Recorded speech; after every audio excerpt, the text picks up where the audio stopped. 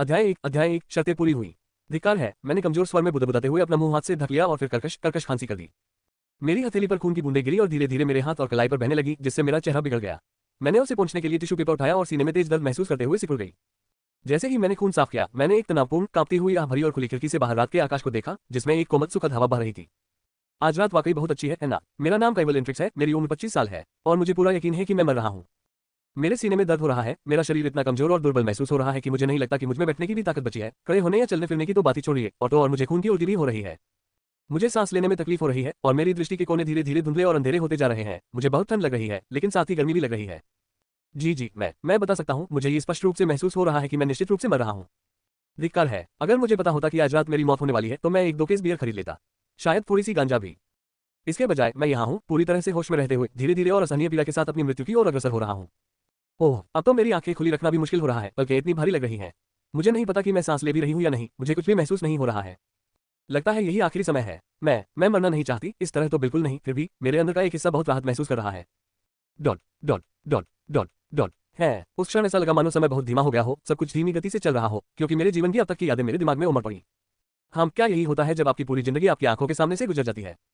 मुझे लगा था कि सब कुछ अचानक अंधेरा हो जाएगा और बात यही खत्म हो जाएगी, लेकिन लगता है मैं गलत था। अब क्या कहूँ? मुझे इसकी बिल्कुल भी जरूरत नहीं है। मैंने जो जीवन जिया है वो याद रखने लायक बिल्कुल भी नहीं है।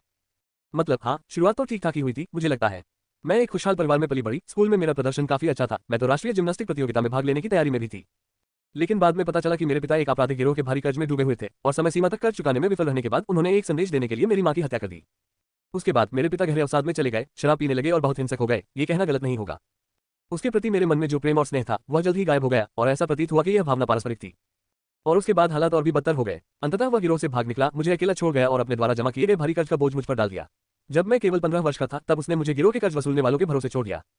मैंने उसे फिर कभी नहीं देखा। मेरे पास स्कूल छोड़ने और कई अंशकालिक नौकरियां करने के अलावा कोई विकल्प नहीं था, ताकि मैं उन लोगों को पैसे दे सकूं जिन्होंने मेरी मां की बेरहमी से हत्या कर दी थी। लेकिन बाद में यह बात समझ में आई कि हाई स्कूल छोड़ने वाला व्यक्ति कभी भी इतना पैसा नहीं कमा पाएगा कि उस भारी कर्ज को चुका सके, और हर एक दिन उसके लिए नरक के समान था। मैंने कई बार भागने की कोशिश की, लेकिन मैं हर बार असफल रहा। वे थोड़ी देर में ही मुझे पकड़ लेते थे और मुझे वापस उसी नरक में ले आते थे। अंततः मैंने हार मान ली और इसे स्वीकार कर लिया। मुझे लगा कि मेरे पास अपने भाग्य के आगे समर्पण करने के अलावा कोई विकल्प नहीं है। बचने का कोई रास्ता नहीं था, राहत की कोई गुंजाइश नहीं थी। मेरे पास एक पालतू बिल्ली थी, उसने मुझे पूरी तरह से निराशा में डूबने से बचाया। लेकिन ये भी ज्यादा देर तक नहीं चला। मैंने चाहे कितनी भी मेहनत की हो, मैं सिंडिकेट को भुगतान करने में लगातार पीछे रह जाता था और मुझे सबक सिखाने के लिए उन्होंने मेरी बिल्ली को मेरे सामने ही मार डाला। पुलिस के पास जाना भी बेकार था, उस गिरोह के वहां संपर्क थे, और जब मैंने पुलिस से मदद मांगने की कोशिश की तो उन्होंने मुझे बुरी तरह पीटा। मुझे ये बात बहुत मुश्किल से समझ में आई कि वहां से भागने का भी कोई रास्ता नहीं था। पहली बार जब मैंने भागने की कोशिश की तो मुझे पकड़ने के बाद उन्होंने मेरे 3 नाखूनों को नोच डाला। दूसरी बार उन्होंने मेरे सारे नाखून नोच डाले। तीसरी बार वे मेरे पैरों के नाखूनों पर टूट पड़े। चौथी बार उन्होंने मेरी छाती, पेट और पीठ से त्वचा के कई टुकड़े छील दिए, जिससे कई स्थायी निशान रह गए। 5वीं बार ऐसा नहीं हुआ। फिर लगभग 2 साल पहले मैं बीमार पड़ गया। जाहिर है मेरे पास दवाई या इलाज का खर्च उठाने के लिए पैसे नहीं थे, और कर्ज वसूलने वाले भी मेरी बात नहीं समझ रहे थे। इसलिए मेरे पास काम करते रहने के अलावा कोई चारा नहीं था। मेरी बीमारी दिन ब दिन बिगड़ती जा रही थी। सच कहूं तो इतने लंबे समय तक जीवित रहना एक तरह का चमत्कार ही है। और अब मैं यहाँ हूँ, मृत्यु के द्वार से गुजर रहा हूँ। यह अजीब बात है, मुझे इस समय बहुत सारी भावनाएं महसूस हो रही हैं, लेकिन सबसे बढ़कर मुझे राहत का एहसास हो रहा है। अंततः ये समाप्त हो गया। मैंने कितनी दयनीय और दुखद जिंदगी जी। मैंने वो सब कुछ खो दिया जिसकी मुझे कभी परवाह थी। फिर भी मैं आगे बढ़ती रही, लेकिन किस लिए? क्या ये सब इसी के लिए था? बीमार और अकेले मरने के लिए? मुझे पता भी नहीं चला और राहत का एहसास धीरे धीरे खत्म होने लगा। उसकी जगह असहनीय गुस्सा आ गया। धिक्कार है, मैंने ऐसा क्या किया था कि मुझे ये सब सहना पड़ रहा है? ये नाइंसाफी है। मैं तो बस एक साधारण बच्चा था, मैंने कभी कुछ गलत नहीं किया, मैंने कभी किसी को चोट नहीं पहुंचाई। तो फिर ये सब मेरे साथ क्यों हुआ? काश मुझे एक और मौका मिल जाता। मैंने जो कुछ भी सहा है, जो भी बकवास झेली है, उसके बाद मुझे एक नया मौका मिलना चाहिए। उस गिरोह के भी कमीने, वे सब क्रूर, दरिंदे और नीच लोग थे। उनका काम सिर्फ दूसरों को तकलीफ देना था, और इसके बावजूद वे सभी आलीशान विलासितापूर्ण जीवन जीते थे। उन्हें किसी चीज की कमी नहीं थी। भला ये सब किस दुनिया में जायज है? और मेरे पिता, वे मेरे साथ ऐसा कैसे कर सकते हैं? तुम कमीने, तुम निकम्मे निकम्मे हो, तुमने मेरी मां को मरवा दिया। ये तुम्हारा कर्ज था, ये तुम्हारी ही गलती थी। तुम्हारी हिम्मत कैसे हुई हमें इसमें घसीटने की? और फिर तुम भाग गए। कमीने का अपनी सारी समस्याएं मुझ पर थोप दी। मैं तुम्हें कभी माफ नहीं करूंगा, समझे? लेस देन क्रोध की शर्तें पूरी हुई, ग्रेटर देन। मुझे एक और मौका मिलना चाहिए। धिक्कार है, मुझे एक ऐसा जीवन मिलना चाहिए जहां मैं अपनी मर्जी से जी सकूं, एक ऐसा जीवन जहां मैं अपनी हर इच्छा पूरी कर सकूं। धन, शक्ति, औरतें, जो भी कह लो, इस सड़ी हुई जिंदगी में जो कुछ भी मेरे पास नहीं था, मैं वह सब कुछ चाहता हूं। लेस देन लालच की शर्तें पूरी हुई, ग्रेटर देन। वो गिरोह के बदमाश हमेशा महंगे कपड़े और गहने पहनते थे। मुझे यकीन है कि वे जो चाहते थे वो खरीदते थे, जो चाहते थे वो खाते पीते थे, जिसके साथ चाहते थे उसके साथ संबंध बनाते थे। उनके पास वो सब कुछ था जो वे चाहते थे, फिर भी उन्होंने मुझसे वो थोड़ा बहुत भी छीन लिया जो मेरे पास था। उन्होंने मुझसे सब कुछ छीन लिया। ये नाइंसाफी है, धिक्कार है। उन्हें सुखमय जीवन जीने का मौका मिल रहा है जबकि मैं कष्ट सह रही हूँ। मैं भी उन्हीं की तरह आजादी और ऐशो आराम से जीना चाहती हूँ। उनके पास जो कुछ भी था, मैं वो सब और उससे भी ज्यादा चाहती हूँ। लेस देन ईर्ष्या की शर्तें पूरी हुई, ग्रेटर देन। मैं अच्छा खाना खाना चाहता हूँ, मैं हर तरह के स्वादिष्ट व्यंजन चखना चाहता हूँ, मैं बेहतरीन शराब पीना चाहता हूँ, सबसे नर्म मांस का आनंद लेना चाहता हूँ, सबसे लजीज मिठाइयों का लुत्फ उठाना चाहता हूँ, सबसे अनोखे फलों का स्वाद लेना चाहता हूँ, मुझे ये सब चाहिए। लेस देन अतः वो की शर्तें पूरी हुई ग्रेटर देन। मुझे लगातार काम करना पड़ता था, दिन रात खुद को बुरी तरह थका देता था, मुझे याद भी नहीं कि आखिरी बार मुझे चैन की नींद कब आई थी। मैं अपनी गति से काम करना चाहता हूँ, जब मन करे तब सोना और आलस करना चाहता हूँ। लेस देन आलस्य की शर्तें पूरी हुई ग्रेटर देन। मैं बेफिक्र होकर आकर्षक महिलाओं के साथ संबंध बनाना चाहता हूँ, मैं दुनिया की परवाह किए बिना जुनून और अंतरंगता के सागर में डूब जाना चाहता हूँ, तब तक सेक्स करना चाहता हूँ जब तक कि मैं इससे पूरी तरह उब न जाऊँ। लेस देन कामुक इच्छा की शर्तें पूरी हुई ग्रेटर देन। मैं अब कभी किसी और के इशारों पर नहीं चलना चाहती, मैं बस अपनी जिंदगी आजादी से जीना चाहती हूँ। हाँ, मैं अब कभी किसी को अपनी जिंदगी पर नियंत्रण नहीं करने दूंगा, कभी नहीं, मैं अपनी शर्तों पर जिंदगी जीना चाहता हूँ, धिक्कार है। लेस देन गर्व की शर्तें पूरी हुई ग्रेटर देन। बधाई हो, आपने पापी प्रणाली को अनलॉक कर दिया है। अब सब कुछ धुंधला पड़ने लगा है, यहाँ तक कि दर्द भी। मुझे समझ आ गया, यही अंत है, मैं मरने वाला हूँ। लगता है अब मेरा अंत हो गया है। यह मेरी उम्मीद से कहीं ज्यादा शांतिपूर्ण है। मुझे हैरानी हो रही है, वो अजीब सी रोबोट जैसी आवाज क्या है जो मुझे बार बार सुनाई दे रही है। अब तो आवाज एकदम शांत हो गई है। क्या ये किसी तरह का भ्रम था? खैर, मुझे लगता है कि अब इससे कोई खास फर्क नहीं पड़ता। फिर सब कुछ अंधेरे में डूब गया, मानो मैं गहरी नींद में सो गया हूँ। Dot dot dot dot dot. मुझे अंधेरे को चीरती हुई एक रोशनी दिखाई दे रही है, जो हर गुजरते सेकंड के साथ लगातार और भी तेज होती जा रही है। ये क्या है? मुझे ऐसा लग रहा है जैसे कोई चीज मेरा दम घोट रही है, मेरा घुटन हो रही है, रोशनी जितनी तेज होती जा रही है, ये दर्द उतना ही बढ़ता जा रहा है। जैसे जैसे रोशनी इतनी तेज होती गई कि आंखें चौंधिया गई, मेरे ऊपर घुटन का एहसास असहनीय हो गया, इससे पहले कि अचानक मेरा दिमाग और इंद्रियां सुन्न हो गई, एक पल के लिए सब कुछ स्तब्ध रह गया। अचानक मैं चौंक कर उठ बैठा, जोर से हंसते हुए, और रुको, क्या? मैंने पलकें झपकाई और फिर हैरानी से चारों ओर देखा, खुद को एक अजीब अपरिचित कमरे में पाया। ओह, मैं आखिर कहाँ हूँ? फिर मैंने नीचे देखा तो पाया कि मैं एक बिस्तर पर बैठा हूँ। एक साफ सुथरा बिस्तर। मैंने पिछले 10 सालों में इतना साफ बिस्तर नहीं देखा। आखिर यहाँ क्या हो रहा है? और मेरा शरीर इतना पतला क्यों दिख रहा है? मैं बिस्तर से उठा और एक कदम आगे बढ़ा, मन में एक अजीब सी हैरानी का भाव था। मुझे कमजोरी महसूस नहीं हो रही, जरा सी भी नहीं। सांस लेने में कोई तकलीफ नहीं हो रही है और खांसी भी नहीं आ रही है। दरअसल मेरा पूरा शरीर ठीक महसूस कर रहा है, कहीं भी दर्द या तकलीफ नहीं है। मुझे नहीं लगता कि मैंने कभी इतना अच्छा महसूस किया है, कम से कम बहुत लंबे समय से तो नहीं। मैं इन कपड़ों को पहचान नहीं पा रही हूँ, ये तो मेरे हैं ही नहीं। मैंने कमीज ऊपर उठाई, मेरी आंखें आश्चर्य से चौड़ी हो गई। मेरे सारे निशान गायब हो गए हैं। ये तो बिल्कुल भी सामान्य नहीं हो सकता। सही, मैं उलझन में कमरे में इधर उधर घूमने लगा, ये समझने की कोशिश कर रहा था कि आखिर हो क्या रहा है। फिर अचानक एक दर्पण के सामने आकर रुक गया, मेरी आंखें अविश्वास से चौड़ी हो गईं। ये क्या है? ये तो बिल्कुल मेरे जैसी दिखती है, लेकिन छोटी उम्र की, जैसे मैं फिर से किशोरी बन गई हूँ। क्या मैं समय में पीछे चली गई हूँ? नहीं, मैंने ये कमरा पहले कभी नहीं देखा, तो ऐसा नहीं हो सकता। तो फिर शायद क्या मेरा पुनर्जन्म हुआ है? मैं मन ही मन बुदबुदाई, क्योंकि मैं इन अजीबोगरीब घटनाओं को समझने की कोशिश कर रही थी। अध्याय 2, पापी प्रणाली। हाँ, ये बिल्कुल मैं ही हूँ, मेरे बाल भी काले हैं, आंखें बैंगनी हैं और रंग गोरा है। हालांकि मेरा चेहरा पहले से ज्यादा जवान लग रहा है और मेरी लंबाई भी कम है। मेरा चेहरा भी पहले से ज्यादा स्वस्थ लग रहा है और मेरा शरीर भी। मेरे शरीर में अब पहले से थोड़ा मांसलपन आ गया है, मेरी त्वचा पहले से कहीं ज्यादा साफ हो गई है, आंखों के नीचे के काले घेरे गायब हो गए हैं, मेरे गाल अब उतने पिछले हुए और धन से हुए नहीं दिखते और तनाव के कारण पड़ने वाली झुर्रियां भी गायब हो गई हैं। क्या ये सचमुच पुनर्जन्म है? उन निशिकाए एनीमे की तरह? क्या मैं किसी दूसरी दुनिया में हूँ? मैंने हैरानी से सोचा। नहीं, यह कोई दूसरी दुनिया नहीं है, आप अपनी दुनिया के भविष्य में हैं। ये क्या बकवास है? किसने कहा ये? मेरे सामने अचानक एक होलोग्राफिक स्क्रीन प्रकट हुई, जिससे मैं थोड़ा चौंक गया और हैरानी से थोड़ा पीछे हट गया। 2165 वर्ष में आपका स्वागत है। क्या आप अपनी यादों को अपडेट करवाना चाहेंगे? ये वही आवाज है जो मैंने मरते समय सुनी थी, ये सीधे मेरे दिमाग में बोल रही है। तो यह मत भ्रम नहीं था। ओह, मैं जानना चाहता हूँ कि आखिर चल क्या रहा है। ये सब क्या है? मैंने अविश्वास से जवाब दिया। यह पापी प्रणाली है, इसे अनलॉक करने के लिए बधाई। हाँ, मेरा मतलब बिल्कुल यही नहीं था, लेकिन धन्यवाद, मैंने अनिश्चितता से जवाब दिया।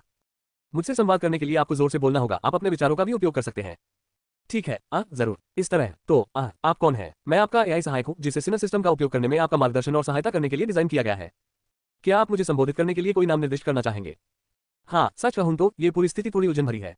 मुझे ये समझने में दिक्कत हो रही है कि आखिर चल क्या रहा है। लेकिन मुझे लगता है कि मुझे भी हालात के साथ चलना चाहिए और उनके साथ तालमेल बिठाना चाहिए। शायद यही यहाँ कुछ वास्तविक उत्तर पाने का सबसे तेज तरीका हो। ठीक है एआई लेडी, चलिए शुरू करते हैं। एक नाम है ना? मुझे सोचने दीजिए। खैर, चूंकि आप एक एआई हैं, तो क्यों ना हम इसे सिर्फ एआई ही कह दें। क्या आप निश्चित हैं? ये तो काफी आलसी विकल्प लगता है। ठीक है, मुझे तुम्हारी बदतमीजी की जरूरत नहीं है, और कोई बात नहीं, किसे परवाह है। वैसे भी यह मेरे नाम का इसे मिलता जुलता है।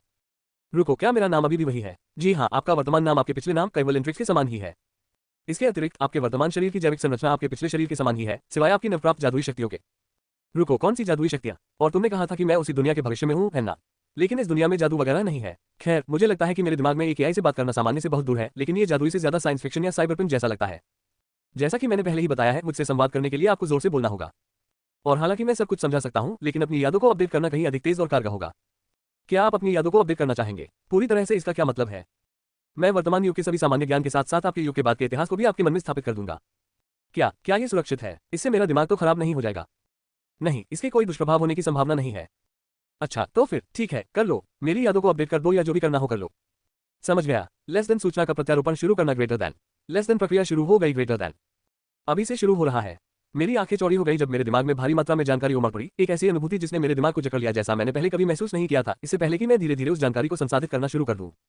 2050 में दुनिया भर में कालकोठरी नामक रहस्यमय मीनारें खड़ी होने लगी और इन कालकोठरियों के अंदर राक्षस रहते थे। उन्होंने दुनिया पर आक्रमण किया और लाखों करोड़ों लोगों का नरसंहार किया। लेकिन कुछ ही समय बाद मनुष्य विकसित होने लगे और उन्हें अलौकिक शक्तियां प्राप्त होने लगी। जिन लोगों को ये शक्तियां प्राप्त हुई उन्हें शिकारी कहा जाने लगा। हालांकि राक्षसों द्वारा उत्पन्न खतरे का पूरी तरह से मुकाबला करने के लिए शिकारी पर्याप्त नहीं थे, वे केवल मानवता के आस विनाश की गति को धीमा कर सकते थे। इसके बाद एक समूह का गठन किया गया और उसे मानवता को बचाने के लिए एक परियोजना को अंजाम देने का कार्य सौंपा गया, जिसे अभ्यारण्य परियोजना कहा जाता है। ऐसी तकनीक विकसित की गई जिससे उन क्षेत्रों का पता लगाने में मदद मिली जहां कालकोठरी के प्रकट होने की सबसे अधिक संभावना थी, साथ ही उन क्षेत्रों का भी पता लगाया जा सका जहां किसी भी कालकोठरी के प्रकट होने की संभावना न के बराबर थी। अभ्यारण्य परियोजना के लिए ऐसे 8 स्थानों का चयन किया गया था, जिसमें विशाल गुंबदनुमा संरचनाओं का निर्माण शामिल था, जिनमें मानवता का बचा हुआ हिस्सा शरण ले सके। 8 अभ्यारण्य बनाए गए, जिनमें से एक उत्तरी अमेरिका, दक्षिणी अमेरिका, यूरोप और ऑस्ट्रेलिया में और दो एशिया और अफ्रीका में थे। अभ्यारण्य परियोजना वर्ष 2100 में पूरी हुई, जिनमें से प्रत्येक इतना बड़ा था कि उसमें 100 मिलियन लोगों की आबादी रह सकती थी। लेकिन मानवता की संख्या में इतनी भारी गिरावट के कारण जब तक परियोजना पूरी हुई तब तक प्रत्येक अभ्यारण्य में केवल लगभग 35 से 40 मिलियन लोगों के रहने लायक ही लोग बचे थे। अभ्यारण्यों द्वारा प्रदान की गई सुरक्षा के कारण शिकारी राक्षसों से कहीं अधिक प्रभावी ढंग से लड़ने में सक्षम थे और उन्होंने धीरे धीरे उन राक्षसों को समाप्त कर दिया जो अब अभ्यारण्यों के बाहर की भूमि पर घूम रहे थे। इसके अतिरिक्त अभ्यारण्यों से मिलने वाली सापेक्षिक सुरक्षा के कारण प्रौद्योगिकी ने शीघ्र ही तेजी से प्रगति करना शुरू कर दिया और वर्ष 2120 में हंटर्स के पास मौजूद शक्तियों को स्थिर और बेहतर बनाने में मदद करने के लिए एक प्रकार की तकनीक बनाई गई, जिसमें टेबलाइजेशन नामक एक प्रक्रिया का उपयोग किया गया, जिसने उनकी शक्तियों के आउटपुट को स्किल्स और स्पेल्स नामक तकनीकों में व्यवस्थित किया। 2140 तक ग्रह पर कभी मंडराते रहे अधिकांश राक्षसों का सफाया हो चुका था, लेकिन कालकोठरी लगातार नियमित रूप से बढ़ती रही। शिकारियों को राक्षसों की दुनिया में बाहर निकलने से पहले कालकोठरियों पर छापा मारने और उन पर विजय प्राप्त करने का काम सौंपा गया था। इस घटना को भगदड़ के रूप में जाना जाता है। जो लोग हंटर बनते हैं वे यौवनारंभ के दौरान अपनी शक्तियों को जागृत करते हैं, जिसे केवल जागरण कहा जाता है, और ऐसे व्यक्तियों को जागृत कहा जाता है। किसी व्यक्ति को आध्यात्मिक जागृति का अनुभव होने के बाद उसका मूल्यांकन हंटर्स यूनियन नामक एक संगठन द्वारा किया जाता है, जहां उसकी शक्तियों को स्थिर करने के लिए उसे सारणीबद्ध करने की प्रक्रिया से गुजरना पड़ता है। उसके बाद जागृत लोगों को हंटर लाइसेंस प्राप्त करने के लिए हंटर्स अकेडमी नामक संस्थान में 1 वर्ष का पाठ्यक्रम उत्तीर्ण करना होता है। Dot dot dot dot dot मेरे दिमाग में आ रही जानकारी लगभग अंतहीन सी लग रही थी और फिर मैंने समाज की वर्तमान स्थिति के बारे में जानकारी को संसाधित करना शुरू कर दिया। अभ्यारण्यों में जीवन कैसा था, प्रौद्योगिकी में हुई प्रगति, वर्तमान युग में दुनिया का शासन कैसे चलता था, इन सब के बारे में। मैं लगभग 150 साल भविष्य में हूं और स्वाभाविक रूप से बहुत कुछ बदल गया है। आज की दुनिया उस युग से बिल्कुल अलग है जिसमें मैं रहता था, लेकिन साथ ही बहुत सी चीजें अभी भी वैसी ही हैं। मुझे लगता है कि दुनिया चाहे कितनी भी बदल जाए, मानवता के कुछ हिस्से ऐसे हमेशा रहेंगे जो कभी नहीं बदलेंगे। अध्याय 3 दूसरा मौका। ऐसा लगा जैसे सदियों बीत गई। जब मेरे दिमाग ने आखिरकार उस युग के बाद के इतिहास और दुनिया की वर्तमान स्थिति से संबंधित सभी जानकारी को संसाधित करना पूरा कर लिया, तब मैंने अपने नए जीवन से संबंधित जानकारी को संसाधित करना शुरू किया। यह नया शरीर जिसमें मैं हूं, इसका जन्म 2150 में 6 सितंबर को ऑस्ट्रेलिया के अभ्यारण्य में हुआ था, जिसे अभ्यारण्य थीटा कहा जाता था। लेकिन ये बचपन में ही अनाथ हो गया और एक अनाथालय में पहुंच गया, जहां मैं अभी हूं। यह एक बहुत ही बढ़िया सुविधा केंद्र है जिसमें पर्याप्त कर्मचारी हैं और शिक्षक भी हैं। वे अपनी देखरेख में रहने वाले सभी अनाथों को 18 वर्ष की आयु तक सहायता प्रदान करते हैं। इस शरीर की उम्र कुछ हफ्ते पहले ही 15 साल हुई है और इसमें अभी तक कोई आध्यात्मिक जागृति नहीं हुई है। अंततः इसके साथ ही मेरे दिमाग में डाली गई सारी जानकारी संसाधित हो गई। इसके समाप्त होने पर मुझे थोड़ा चक्कर सा महसूस हुआ और मैंने खुद को संभालने के लिए अपना सिर हिलाया। यार, ये तो वाकई बहुत परेशान करने वाला था। अब भी मुझे काफी बेचैनी हो रही है क्योंकि मेरे दिमाग में इतनी सारी जानकारी आ गई है जो पहले नहीं थी। प्रक्रिया पूर्ण हुई। इसके अतिरिक्त हालांकि आपका वर्तमान शरीर पहले जागृत नहीं हुआ था, अब जागृत हो चुका है। हालांकि तकनीकी रूप से देखा जाए तो आप छद्म जागृत हैं, क्योंकि आपकी शक्तियां पापी प्रणाली से आती हैं, जो आपके लिए अद्वितीय है। हाँ, वैसे बात करते हुए आखिर पापी प्रणाली है क्या? आपकी मृत्यु के समय आपके अंतिम विचार और इच्छाएं 7 घातक पापों का प्रतीक थी। और इस प्रकार जैसे ही आपने 7 पापों की शर्तों को पूरा किया, आपने पापी प्रणाली को अनलॉक कर दिया। पापी प्रणाली में 7 वर्ग शामिल हैं, जिनमें से प्रत्येक वर्ग प्रत्येक पाप का प्रतिनिधित्व करता है, और इन वर्गों के अंतर्गत सामूहिक रूप से 13 कौशल शामिल हैं। 13 कौशलों के अतिरिक्त पाप के प्रत्येक वर्ग में एक सकारात्मक निष्क्रिय स्थिति प्रभाव या बफ भी शामिल होता है। क्या आप अपनी नई क्षमताओं को देखना चाहेंगे? अगर मैं कहूं कि मुझे इसमें दिलचस्पी नहीं है तो मैं झूठ बोल रहा हूंगा, इसलिए ठीक है, मुझे विस्तार से बताओ। फिर मेरे सामने की स्क्रीन बदल गई और एक वीडियो गेम जैसी जानकारी स्क्रीन दिखाई देने लगी। अरे वाह, मैं इसे अपनी आंखों से स्क्रॉल कर सकता हूं। स्क्रीन के निचले हिस्से पर ध्यान केंद्रित करने से यह नीचे की ओर स्क्रॉल हो जाती है। स्क्रीन के ऊपरी भाग में मेरे आंकड़े प्रदर्शित होते हैं और मेरे कौशल नीचे दिए गए हैं।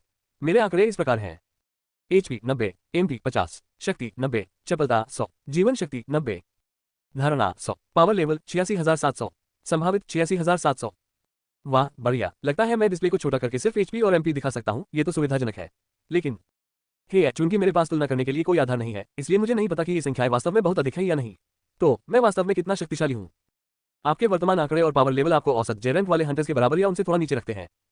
समझ गया। खैर, ये थोड़ा निराशाजनक है। मुझे लगता है कि पोटेंशियल मेरी ऊपरी सीमा है और चूंकि मेरा पावर लेवल भी उतना ही है, इसलिए यह पहले से ही अधिकतम सीमा तक पहुंच चुका है।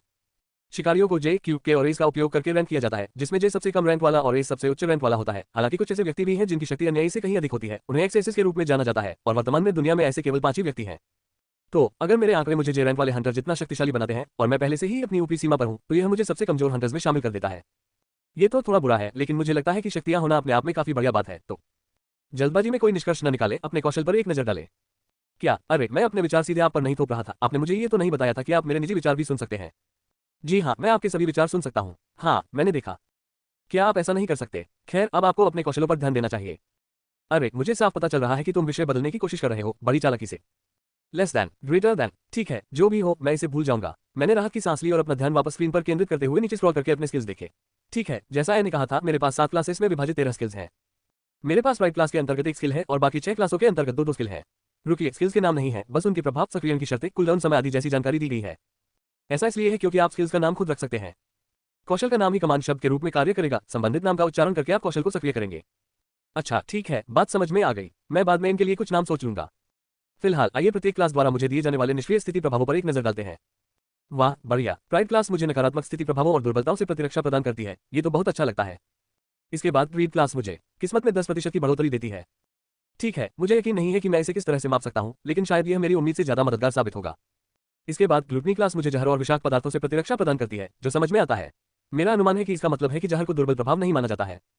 प्राइड क्लास आपको जादुई प्रभावों से बचाती है, जैसे कि लकवा या अचेत करने वाले मंत्र। ये गैर जादुई नकारात्मक प्रभावों को कवर नहीं करती है। अच्छा, समझ गया। लगता है अब बात समझ में आ गई। ठीक है, आगे बढ़ते हैं। जहां तक लस्ट क्लास की बात है, यह मेरे शरीर की प्राकृतिक उपचार क्षमता को निष्क्रिय रूप से बढ़ावा देती है। मामूली चोटें जैसे कट और फ्रैक्चर कुछ ही घंटों में पूरी तरह ठीक हो जाते हैं और मेरी शारीरिक शक्ति भी तेजी से वापस आ जाती है। इससे मुझे बीमारियों से जल्दी ठीक होने में भी मदद मिलेगी। मुझे यकीन नहीं है कि वासना का उपचार से क्या लेना देना है। मुझे वास्तव में कोई संबंध समझ नहीं आता, लेकिन कोई बात नहीं, मुझे कोई शिकायत नहीं है। मेरा मतलब है, ये पूरी तरह से पुनर्जीवन शक्ति या उपचार क्षमता तो नहीं है, लेकिन कुछ न होने से तो बेहतर है। और ये देखते हुए कि मैंने अपने पिछले जीवन के अंतिम 2 वर्ष किसी भी बीमारी से पीड़ित होकर बिताए थे, मैं निश्चित रूप से इस प्रभाव का स्वागत करता हूँ। आगे बढ़ते हुए आलस्य वर्ग मेरी रक्षा क्षमता को 10% तक बढ़ाता है, जिसका संबंध संभवतः जीवन शक्ति वाइटलिटी से है, और क्रोध वर्ग मेरी आक्रमण क्षमता को 10% तक बढ़ाता है, जिसका संबंध संभवतः शक्ति स्ट्रेंथ से है। और आखिर में ईर्ष्या क्लास मुझे निष्क्रिय झूठ पकड़ने की क्षमता देती है। वाह, इससे मुझे पता चल जाता है कि कोई मुझसे झूठ बोल रहा है। अच्छा, बुरा नहीं है, लगता है ये काफी उपयोगी हो सकता है। ठीक है, चलिए अब मेरी स्किल्स देखते हैं। वाह, प्राइड स्किल तो काफी शक्तिशाली लग रही है और ग्रीड स्किल्स भी काफी काम की है, खासकर यह वाली जो 100 स्लॉट वाली इन्वेंटरी या आइटम बॉक्स जैसी स्टोरेज स्किल है। वाह, कमाल है। ये तो वस्तुओं को सुरक्षित रख सकता है और उनकी असीमित प्रतियां भी बना सकता है। सच में। मैंने आपके पिछले जीवन के पसंदीदा खाद्य पदार्थों और पेय पदार्थों के साथ साथ आपके द्वारा किए गए व्यसनों जैसे कि शराब और मारिजुआना के सेवन को इस कौशल के भंडार में संग्रहित करने की स्वतंत्रता ली है। सच में? अरे वाह, धन्यवाद। मैं सच में आपका आभारी हूँ। हालांकि मुझे शायद कम से कम 18 साल की उम्र तक शराब और गांजे से दूर रहना चाहिए। मैं अपने साथ जो कुछ भी हुआ है उसके बाद अपने स्वास्थ्य के साथ कोई जोखिम नहीं लेना चाहता। अरे एक मिनट रुको, मेरे पास इन कुछ स्किल्स को इस्तेमाल करने के लिए पर्याप्त एमपी नहीं है। मैं इन्हें कैसे एक्टिवेट करूं? अपनी पेटूपेन की कला को देखो। है, ओह ठीक है। और हाँ, आपकी आवाज में झुंझलाहट झलक रही थी। मुझे नहीं पता था कि आप अपनी आवाज का लहजा बदल सकते हैं। ये तो तुम्हारी कल्पना ही रही होगी। व्यंग्य भी है ना? लगता है आप मेरी सोच से कहीं ज्यादा उन्नत हैं। ठीक है, चलिए देखते हैं पेटूपेन। ओह ओह। अच्छा, अब ये 2 कौशल, इनसे सब कुछ बदल जाता है। हाँ, पापी प्रणाली, ये शक्तियां, मैं इनका अच्छा उपयोग कर सकता हूँ। बस यही है, यही वो दूसरा मौका है जिसकी मुझे चाह थी। और मैं इसे कभी बर्बाद नहीं करूंगा। मैं इस सिस्टम का इस्तेमाल करके अपनी हर इच्छा और ख्वाहिश को पूरा करूंगा। इस बार मैं अपनी मनचाही जिंदगी अपने ही नियमों और शर्तों पर जीऊंगी। अपनी इन नई क्षमताओं के साथ मैं ये सुनिश्चित करूंगी कि यह जिंदगी मेरी पिछली जिंदगी जैसी न हो। और अंत में जब मैं अपने लक्ष्य तक पहुंच जाऊंगा तो मेरे पिछले जीवन में झेली गई वो सारी पीड़ाएं एक धुंधली दूर की याद मात्र बनकर रह जाएंगी। अध्याय 4, शिकारी संघ। तो ये है हंटर्स यूनियन, है ना? और हाँ, यहाँ तक पहुंचने का सफर काफी आरामदायक रहा। ये भविष्य के वाहन वाकई शानदार हैं। तकनीकी दृष्टि से इन्हें भविष्य के वाहन कहना गलत होगा क्योंकि ये आपका वर्तमान है। ठीक है, आपको ऐसा करना बंद करना होगा। जब आप अचानक से मेरे विचारों पर इस तरह प्रतिक्रिया देते हैं तो ये थोड़ा चौंकाने वाला होता है। साथ ही आपको हर छोटी मोटी तकनीकी बात पर टिप्पणी करने की जरूरत नहीं है, यह अनावश्यक है। ठीक है, मैं आगे से इसका ध्यान रखूंगा। आज 30 सितंबर 2165 है। इस युग में मेरे पुनर्जन्म को 3 दिन बीत चुके हैं। अपने पुनर्जन्म के बाद मैंने कुछ समय अपने पापी तंत्र का अध्ययन करने और वर्तमान युग पर शोध करने में बिताया। हालांकि एआई ने मेरे दिमाग में इतनी सारी जानकारी डाली थी, तब मुझे काफी कुछ पता चला था, लेकिन वह सब काफी सामान्य जानकारी थी। इसलिए मैंने सोचा कि मुझे अपनी अगली चाल की योजना बनाने से पहले वर्तमान युग से बेहतर तरीके से परिचित होने के लिए समय निकालना चाहिए। सबसे पहले तो सभी नागरिकों को 12 वर्ष की आयु में आई वॉच नामक एक उपकरण प्रदान किया जाता है और यह एक बेहद सुविधाजनक वस्तु है। प्रत्येक व्यक्ति की आई वॉच उनके बायोसिग्नेचर से जुड़ी होती है, जिसका अर्थ है कि केवल डिवाइस का मालिक ही इसका उपयोग कर सकता है। इसलिए किसी और की आई वॉच चुराने का कोई फायदा नहीं है। यह एक आईडी, एक स्मार्टफोन और यहाँ तक कि एक बैंक खाते के रूप में भी काम करती है। खैर, कुछ हद तक बैंक अब उतनी महत्वपूर्ण चीज नहीं रह गए हैं। दुनिया अब भौतिक मुद्रा के बजाय एक सार्वभौमिक डिजिटल मुद्रा का उपयोग करती है। खैर, एक्टिवेट होने पर आई वॉच एक होलोग्राफिक डिस्प्ले दिखाती है जिसे आप पकड़ सकते हैं और छू सकते हैं। आप इसका आकार भी बदल सकते हैं। डिफॉल्ट रूप से इसका डिस्प्ले मेरे पुराने जमाने के औसत स्मार्टफोन जितना बड़ा होता है, लेकिन इसे एक बड़े फ्लैट स्क्रीन टीवी के आकार तक बढ़ाया जा सकता है। आई वॉच के माध्यम से इंटरनेट की सुविधा मुफ्त में उपलब्ध कराई जाती है और मैं इसका उपयोग वेब और सोशल मीडिया ब्राउज करने के लिए कर रहा हूं, ताकि मुझे इस युग में समाज कैसे काम करता है इसका बेहतर अंदाजा हो सके। इस युग में प्रौद्योगिकी वाकई अद्भुत है। हर जगह होलोग्राम है, बिलबोर्ड से लेकर दुकानों के साइन बोर्ड और ट्रैफिक लाइट तक सब कुछ होलोग्राम में है, जो वास्तव में भविष्यवादी माहौल पैदा करता है। इस युग में एकमात्र मुद्रा को केवल क्रेडिट के रूप में जाना जाता है। आप दुकानों पर अपनी आई वॉच को स्कैन करके सामान के लिए भुगतान करते हैं, या यह ऑनलाइन खरीदारी के साथ स्वचालित रूप से कट जाता है। यह अनाथालय अपने संरक्षण में रहने वाले बच्चों को 12 वर्ष की आयु पूरी होने के बाद मासिक भत्ता प्रदान करता है। मेरे पास वर्तमान में लगभग 5000 क्रेडिट है, जो कि बहुत ज्यादा नहीं है। उदाहरण के लिए एक पाव रोटी की कीमत 250 क्रेडिट है, इसलिए मेरे मौजूदा बैलेंस से मैं 20 पाव रोटियां खरीद सकता हूं और फिर मैं कंगाल हो जाऊंगा। उस समय दोपहर के करीब का समय था और मैं हंटर्स यूनियन में मूल्यांकन करवाने और हंटर्स अकादमी में प्रवेश के लिए अर्हता प्राप्त करने के लिए मौजूद था। यूनियन बिल्डिंग अनाथालय से लगभग 10 किलोमीटर दूर थी और बस से यहां आने में मुझे 75 क्रेडिट लगे। अगर मैं टैक्सी लेता तो लगभग 1000 क्रेडिट लगते। आजकल के वाहनों में पहिए नहीं होते, वे सड़क से लगभग 1 मीटर ऊपर हवा में तैरते हैं और हवा में तैरने की वजह से ही इनकी सवारी इतनी सहज होती है कि आपको इनके चलने का एहसास भी मुश्किल से होता है। एआई ने इसके पीछे के विज्ञान को समझाया तो सही, लेकिन मुझे पूरी तरह समझ नहीं आया। चलिए अब मुद्दे पर आते हैं। ठीक है, मैं इमारत के पास पहुंचा और जैसे ही दरवाजे खुले मैं अंदर चला गया। फिर मैं फ्रंट डेस्क की ओर बढ़ा। शुभ दोपहर, मैं आपकी क्या मदद कर सकती हूँ? एक रिसेप्शनिस्ट ने दोस्ताना मुस्कान के साथ मेरा अभिवादन किया। वाह, वह तो वाकई बहुत खूबसूरत है, लेकिन अपनी वर्तमान उम्र को देखते हुए मैं अभी कुछ नहीं कर सकता। यह नया शरीर अभी केवल 15 वर्ष का है, इसलिए मेरे पास फिलहाल संयम बरतने के अलावा कोई विकल्प नहीं है। मैं जाहिर तौर पर अपनी उम्र की लड़कियों के पीछे नहीं पड़ने वाला, क्योंकि मेरे बाहरी रूप के विपरीत मैं अंदर से एक वयस्क हूँ। पिछले जन्म में जब मेरी मृत्यु हुई थी तब मेरी उम्र 25 वर्ष थी, इसलिए मैं किशोरों को बच्चों से अधिक कुछ नहीं समझ पाता। और मैं वयस्क महिलाओं के पीछे नहीं पड़ सकता, क्योंकि जो भी महिला 15 साल के लड़के के साथ सोने को तैयार होगी वह घिनौनी होगी और मैं सिर्फ अपनी कामों की इच्छाओं को पूरा करने के लिए किसी बाल यौन शोषण करने वाले की इच्छाओं को पूरा नहीं करने वाला। सब ठीक है, रिसेप्शनिस्ट ने पूछा, जिससे मैं अपनी सोच से बाहर आ गया। हाँ, मैं अभी अभी जागृत हुआ हूँ, इसलिए मैं यहाँ मूल्यांकन के लिए आया हूँ, मैंने विनम्रता से उत्तर दिया। समझ गई, कृपया वहां बैठ जाए, हमारे स्टाफ का एक सदस्य थोड़ी देर में आपको मूल्यांकन कक्ष में ले जाएगा। उसने मुस्कुराते हुए दीवार के पास रखे सोफे की कतार की ओर इशारा किया। समझ गया, धन्यवाद, मैंने सिर हिलाया और फिर आगे बढ़कर बैठ गया। कुछ ही देर बाद एक आदमी आया और उसने मुझे अपनी आई वॉच को एक डिवाइस से स्कैन करने के लिए कहा। फिर मुझे आकलन के लिए ले गया और मुझे इमारत के अंदर ले गया। फिर वो मुझे एक ऐसे कमरे में ले गया जो भविष्य की अत्याधुनिक तकनीक से भरा हुआ था। कमरे में प्रवेश करते ही मैंने उत्सुकता से चारों ओर देखा और उसने हमारे पीछे दरवाजा बंद कर दिया। देखो, तुम्हारा नाम काइवल इंट्रिक्स है, तुम्हारा कोई कानूनी अभिभावक नहीं है, फिलहाल तुम यंग माइंड्स अनाथालय की देखरेख में हो। तुम्हारी उम्र 15 साल है। ये थोड़ा असामान्य है, ज्यादातर लोगों को 12 या 13 साल की उम्र में आध्यात्मिक जागृति का अनुभव होता है। लगता है तुम थोड़ी देर से परिपक्व हो रही हो, है ना? ठीक है, मैं आपको प्रक्रिया समझाता हूँ। ये बहुत सरल है और इसमें केवल 5 मिनट लगेंगे। वह पॉड दिख रहा है, आपको 5 मिनट के लिए उसके अंदर बंद कर दिया जाएगा। यह आपके शरीर को विशेष रूप से तैयार की गई विकिरण तरंगों से नहलाएगा जो आपकी शक्तियों को स्थिर करेगी। विकिरण? ओह, क्या ये सुरक्षित है? मैंने सावधानी से जवाब दिया। हाँ, बिल्कुल सुरक्षित है। विकिरण तरंगों का आप पर कोई शारीरिक प्रभाव नहीं पड़ता, इन्हें केवल आपकी मानव शक्ति को प्रभावित करने के लिए प्रोग्राम किया गया है। इस प्रक्रिया को सारणीबद्धीकरण कहा जाता है। यह आपकी शक्तियों को स्थिर और सारणीबद्ध करता है ताकि उनका उपयोग करना आसान हो जाए। ये भी आकलन करेगा कि आप किस प्रकार के शिकारी हैं, लड़ाकू या जादूगर। यदि यह पहला विकल्प है तो सारणीकरण प्रक्रिया आपकी शक्तियों को कौशल में व्यवस्थित करेगी, और यदि ये दूसरा विकल्प है तो मंत्रों में। यह आपकी श्रेणी और यदि आप लड़ाकू हैं तो आपकी विशेषता भी निर्धारित करेगी। लेकिन पहले कुछ जरूरी काम। उन्होंने ये कहते हुए मेरी ओर एक उपकरण की ओर इशारा किया जो पहले बीप की आवाज करता है और फिर हरे रंग में चमकने लगता है। वह क्या था? ओह, इससे बस ये पुष्टि हो गई है कि आप जागृत हुए हैं या नहीं। और हाँ, आप जागृत हो गए हैं। ठीक है, जब भी आप तैयार हो पॉड में चढ़ जाए और तन्यता प्रक्रिया शुरू हो जाएगी। उसने निर्देश दिया। एक बटन दबाते ही हल्की सी फुसफुसाहट सुनाई दी और पॉड खुल गया। अंदर से गद्देदार और काफी आरामदायक लग रहा था, लेकिन ये चीज मुझे ताबूत की याद दिलाती है। ठीक है, चलिए शुरू करते हैं। आपको सूचित करना चाहूंगा कि यह आप पर काम नहीं करेगा, क्योंकि पापी प्रणाली द्वारा आपकी शक्तियों को पहले ही स्थिर कर दिया गया है। ओह ठीक है, मैंने तो इस बारे में सोचा भी नहीं था, लेकिन बात तो सही है, जो चीज पहले से स्थिर है उसे अस्थिर नहीं किया जा सकता। मुझे क्या करना चाहिए? अध्याय 5, शक्ति स्तर और क्षमता। ठीक है, ये काफी आरामदायक है। यहाँ ठंडक और अंधेरा भी अच्छा है, ऐसा लग रहा है कि मैं आसानी से सो जाऊंगा। इतनी दूर आने के बाद बीच में ही छोड़ देना संदिग्ध होता। साथ ही हंटर बनने के लिए मुझे ये सब करना ही था, इसलिए मैंने एआई से ये सुनिश्चित करने के बाद कि ऐसा करना सुरक्षित है, हिम्मत जुटाकर आगे बढ़ने का फैसला किया। लेकिन चूंकि आपने ये भी कहा कि यह प्रक्रिया निश्चित रूप से विफल होगी, तो मैं क्या करूं? क्या मैं हंटर बन भी सकता हूं अगर मेरा टेबलाइजेशन नहीं हुआ? रुकिए, क्या टेबलाइजेशन में विफलता भी होती है? ये पूरी तरह से असामान्य नहीं है। जागृत व्यक्तियों में से लगभग 1.2% में सारणीबद्ध करने की प्रक्रिया विफल हो जाती है। ठीक है, कम से कम यह अभूतपूर्व नहीं है। मैं अभी किसी भी तरह का अनावश्यक ध्यान आकर्षित नहीं करना चाहता। जिन मामलों में प्रक्रिया विफल रही, क्या उनमें से कोई व्यक्ति आगे चलकर हंटर बना? कुछ ने ऐसा किया, लेकिन उनमें से अधिकांश ने नहीं किया। ठीक है, तो फिर मुझे शुरुआत में चुपचाप रहना चाहिए। शायद मैं। मेरी सोच का सिलसिला अचानक एक फुफकार की आवाज से टूट गया। फिर मैंने पलकें झपकाई क्योंकि पॉट फिर से खुल गया और रोशनी अंदर आने पर मेरी आंखों को समायोजित होने में थोड़ा समय लगा। मैं बिस्तर से उठने से पहले उठ बैठा और आह भरते हुए अपनी बाहों को ऊपर की ओर फैलाया। मेरे बाहर कदम रखते ही मशीन वापस बंद हो गई। ओह, मुझे ये बताते हुए बहुत खेद हो रहा है, लेकिन सारणीकरण प्रक्रिया विफल हो गई है। हमने कम से कम ये तो निर्धारित कर लिया है कि आप लड़ाकू प्रकार के शिकारी हैं, लेकिन उपकरण आपकी शक्तियों को स्थिर करने में विफल रहा। इस कारण हम आपका वर्ग या विशेषता भी निर्धारित नहीं कर सकते, कर्मचारी ने मुझे गंभीरता से सूचित किया। ओह, मैं समझ गया, ये निराशाजनक है। मैंने चेहरे पर उदासी का भाव लाते हुए जवाब दिया और फिर पूछा, तो क्या इसका मतलब यह है कि मैं हंटर नहीं बन सकता? खैर, ये नामुमकिन तो नहीं है, लेकिन अगर आप मुझसे पूछे तो मैं इसकी सलाह नहीं दूंगा। स्टेबलाइजेशन में विफलता आमतौर पर उन्हीं लोगों में होती है जिनकी शक्ति का स्तर जयरंग क्षमता के निचले स्तर पर होता है। रुकिए, चलिए आपकी क्षमता मापकर पुष्टि करते हैं। ये कहते हुए उन्होंने एक और उपकरण उठाया और मेरी ओर इशारा करते हुए डिस्प्ले को कुछ देर तक देखा। फिर बोले, ओह, आपकी क्षमता 86,600 है। स्टेबलाइजेशन में विफलता के हिसाब से यह आश्चर्यजनक रूप से अधिक है। आपकी क्षमता आपकी वृद्धि की सीमा है, ये वह अधिकतम सीमा है जहां तक आपका शक्ति स्तर बढ़ सकता है। ये जय रैंक के लिए लगभग औसत है, लेकिन चूंकि आपकी शक्ति स्थिर नहीं हुई है, इसलिए आपके शक्ति स्तर को बढ़ाना काफी मुश्किल होगा। हाँ, मुझे पहले से ही पता था, एआई द्वारा मेरे दिमाग में भरी गई सूचनाओं की वजह से। जैसा कि उन्होंने कहा, पावर लेवल एक हंटर की वर्तमान क्षमताओं का माप है, जबकि पोटेंशियल उन क्षमताओं को कितनी ऊंचाई तक बढ़ा सकता है, इसकी सीमा है। लेकिन मेरी शक्ति और क्षमता बराबर है। आमतौर पर किसी के जागृत होने के बाद इनमें काफी अंतर आ जाता है ना? अन्य शिकारियों के विपरीत आपकी क्षमता और शक्ति स्तर के बीच का संबंध भिन्न है।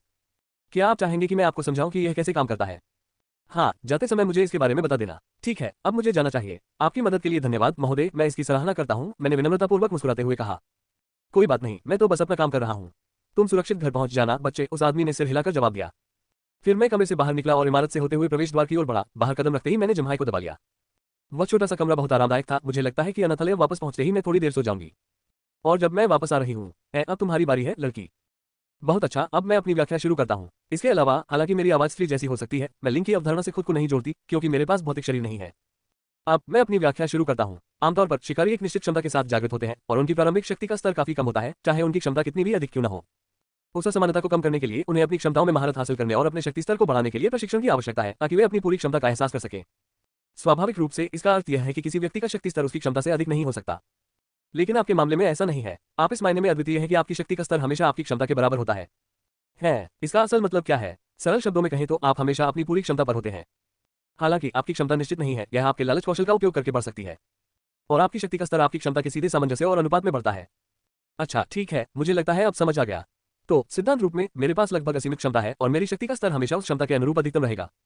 नहीं, ऐसा बिल्कुल नहीं है। आपकी क्षमता को बढ़ाने की एक ऊपरी सीमा तो है, लेकिन यह अन्य शिकारियों की सीमाओं से कहीं अधिक है। इसके अलावा मैं कहूंगा कि यह एक सटीक आकलन है। ओह, तो वीडियो गेम में अधिकतम स्तर या लेवल कैप की तरह। मैं समझ गया। ठीक है, मुझे लगता है कि यह ठीक है।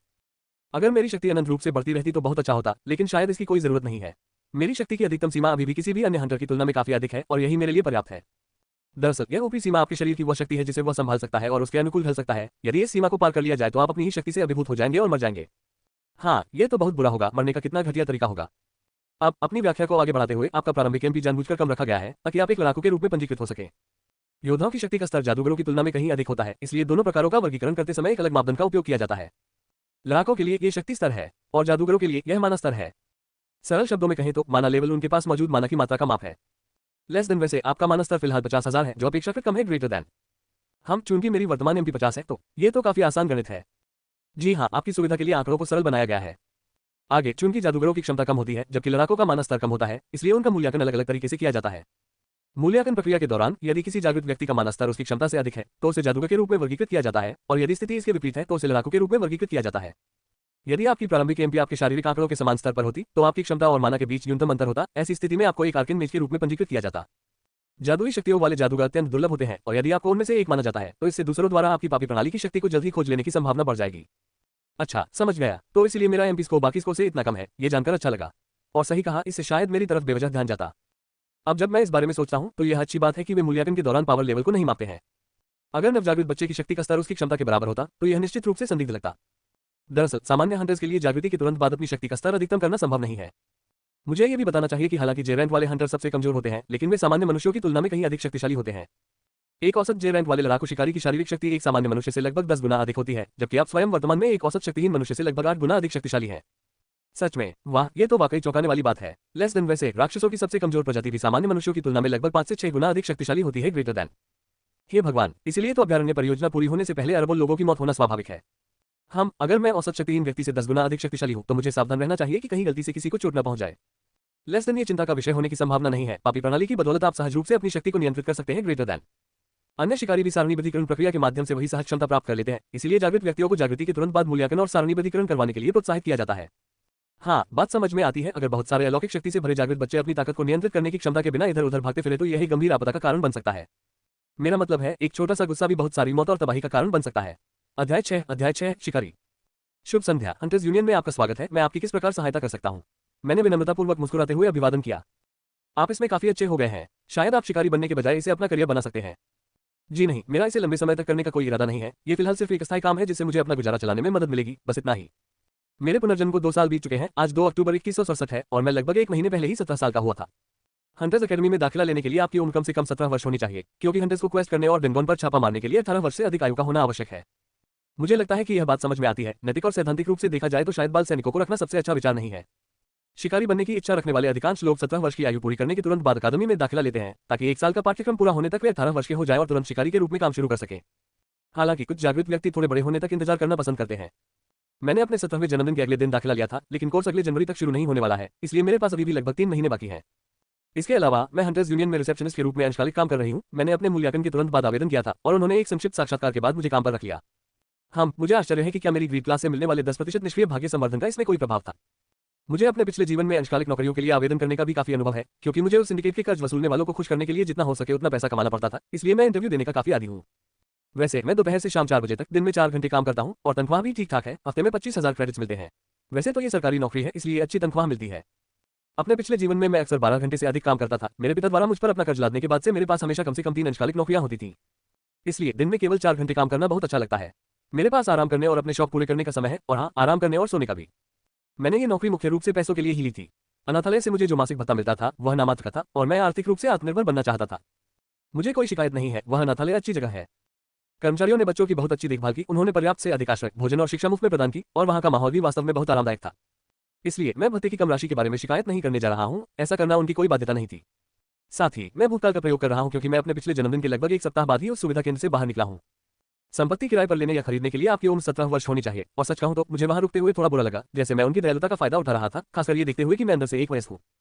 हालांकि मैं इस दुनिया में विलासितापूर्ण जीवन जीना चाहता हूं, लेकिन मैं उन लोगों की तरह ही घटिया इंसान बनकर उस लक्ष्य को हासिल करने से इनकार करता हूं जिन्होंने मेरे पिछले जीवन को नरक बना दिया था। इसके बजाय मैं अपना लक्ष्य अपने तरीके से हासिल करूंगा। जो भी मेरे रास्ते में आएगा मैं उस पर कोई रहम नहीं दिखाऊंगा, लेकिन साथ ही मैं उन निर्दोष लोगों की जान को भी नहीं रौंदूंगा जिन्होंने मेरा कोई नुकसान नहीं किया है। इसलिए जैसे ही मैं घर से बाहर निकलने लायक उम्र का हुआ, मैं निकल गया। मैंने एक छोटा लेकिन अच्छा 1 बेडरूम का अपार्टमेंट किराए पर लिया, जिसका किराया 20,000 क्रेडिट प्रति माह है। लेकिन मैंने अनाथालय में रहते हुए काफी पैसे बचा लिए थे, इसलिए भले ही मैं बहुत अमीर नहीं हूँ, लेकिन आर्थिक रूप से ठीक ठाक हूँ। पैसों के अलावा हंटर्स यूनियन में काम करने के लिए आवेदन करने का एक और कारण था। सीधे शब्दों में कहें तो मैं हंटर्स के बारे में और अधिक जानना चाहता था, और मेरी एक लालच वाली क्षमता की बदौलत मैं काफी कुछ सीख पाया हूँ। मेरी पहली लालच वाली क्षमता का नाम मैंने खजाना रखा है, जिसमें 100 स्लॉट है और वस्तुओं को संरक्षित करने और उनकी प्रतियां बनाने की क्षमता है। और चूंकि मैंने पहले से ही मेरे सभी पसंदीदा खाद्य पदार्थों को स्किल के स्टोरेज स्पेस में स्टोर और संरक्षित कर रखा था, इसलिए मैं खाने पर काफी पैसे बचाने में सक्षम रहा। सच कहूं तो मौजूदा दौर के व्यंजनों को आजमाने से खुद को रोकना मुश्किल रहा है। बहुत सारा खाना मेरे पुराने जमाने के खाने से काफी मिलता जुलता है, लेकिन इसमें बहुत सी नई चीजें भी हैं, और मेरे पुराने जमाने के कई ऐसे व्यंजन भी हैं जिन्हें मैंने कभी चखा ही नहीं। खैर, मुद्दे पर वापस आते हैं, मेरी दूसरी ग्रीड स्किल के बारे में। मैंने इसका नाम अप्रेजल रखा है, और यह नाम के अनुसार ही काम करती है। जब मैं इसका इस्तेमाल हंटर्स पर करता हूं, तो मुझे उनकी क्षमताओं का एक डिस्प्ले मिलता है जो आंकड़ों में परिवर्तित होता है, ताकि उनकी तुलना मेरी अपनी क्षमताओं से की जा सके, और मुझे उनकी class attributes, spell, skills, power level और पोटेंशियल के साथ साथ उनके नाम, उम्र और लिंक जैसी व्यक्तिगत जानकारी भी दिखाई देती है। हालांकि हंटर्स यूनियन में ज्यादातर निचले रैंक के हंटर ही दिखाई देते हैं, जिनमें बहुत सारे जे रैंक, कुछ क्यू रैंक और कभी कभार ही कोई के रैंक शामिल होते हैं। मैंने खुद कभी किसी एस को नहीं देखा है, और जहां तक एक्सेस की बात है तो सेंचुरी थीटा में कोई भी नहीं है। उच्च श्रेणी के हंटर्स की भर्ती गिल्ड नामक निजी संगठनों द्वारा की जाती है, और इसलिए उनके पास मिशन के लिए हंटर्स यूनियन में आने का कोई कारण नहीं होता है।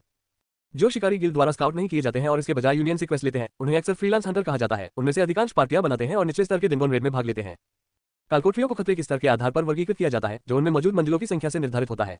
25 से कम मंजिलों वाली कालकोठरियों को निम्न स्तर की कालकोठरी, 25 से 50 मंजिलों वाली को मध्यम स्तर की, 50 से 75 मंजिलों वाली को उच्च स्तर की, और 75 से 100 मंजिलों वाली को गंभीर स्तर की कालकोठरी कहा जाता है। और हाँ, बेहद दुर्लभ मामलों में आपको ऐसे कालकोठरी मिलते हैं जिनमें 100 से लेकर 150 मंजिलें होती हैं। इन्हें आपदा स्तर की कालकोठरी कहा जाता है। लेकिन कैलामिटी लेवल डंजन 20 साल से अधिक समय से प्रकट नहीं हुआ है, और कुल मिलाकर केवल 4 ही प्रकट हुए हैं। हंटर्स यूनियन शायद ही कभी मिड लेवल से ऊपर की क्वेस्ट जारी करती है। अधिक खतरनाक डंगनों को आमतौर पर गिल्ड हंटर्स द्वारा निपटाया जाता है। मैं आजकल काफी बेचैन महसूस कर रहा हूँ। हंटर्स अकेडमी में दाखिला लेने के लिए मैं बहुत उत्सुक हूँ। खैर, कम से कम मुझे मुफ्त में दाखिला तो मिल गया। आमतौर पर दाखिला लेने के लिए आपको 500,000 क्रेडिट की ट्यूशन फीस देनी पड़ती है, लेकिन अकादमी में एक विशेष कार्यक्रम है जो जागृत अनाथों को मुफ्त में दाखिला लेने की अनुमति देता है। इसलिए मैंने अनाथालय छोड़ने से पहले ही दाखिला करवा लिया। अगर मैं अपने नए अपार्टमेंट में जाने के बाद दाखिला करवाता तो मुझे फीस देनी पड़ती। हाँ, मुझे पता है मेरी तरफ से ये थोड़ी घटिया हरकत थी, लेकिन अपने बचाव में मैं ये कहना चाहूंगा कि मेरी मौजूदा बचत से इसे खरीदना मेरे लिए वाकई बहुत मुश्किल होता। खासकर अब जब मुझे किराया और बिजली पानी के बिल चुकाने हैं, और मैं काम के बाद कुछ घंटों के लिए जिम में ट्रेनिंग भी कर रहा हूँ, ताकि मैं खुद को फिट रख सकूं और अपने नए शरीर और शक्तियों के अभ्यस्त हो सकूं। मैं हंटर्स अकेडमी में दाखिला लेने से पहले यथासंभव तैयार रहना चाहता हूँ। ट्रेनिंग की बात करें तो मेरी आज की शिफ्ट लगभग खत्म हो गई है। घर जाने से पहले मैं जिम में थोड़ी देर रुकूंगा। मेरी ट्रेनिंग काफी तेजी से आगे बढ़ रही है, और मुझे वर्कआउट करने में मजा आ रहा है। मैं अपने दोनों जीवन में अब तक की सबसे अच्छी शारीरिक स्थिति में हूँ। मेरे पिछले जीवन में एक जिम्नास्ट के रूप में मेरा अनुभव मेरे निकम्मे पिता द्वारा मुझे त्याग देने और उस गिरोह के भरोसे छोड़ देने से पहले ने निश्चित रूप से मेरी प्रशिक्षण आवश्यकताओं का आकलन करने में मदद की है। मैंने जो प्रगति की है उसकी बदौलत मैं काफी आत्मविश्वास महसूस कर रहा हूँ। तो चलिए देखते हैं कि आज मैं खुद को कितना आगे बढ़ा पाता हूँ।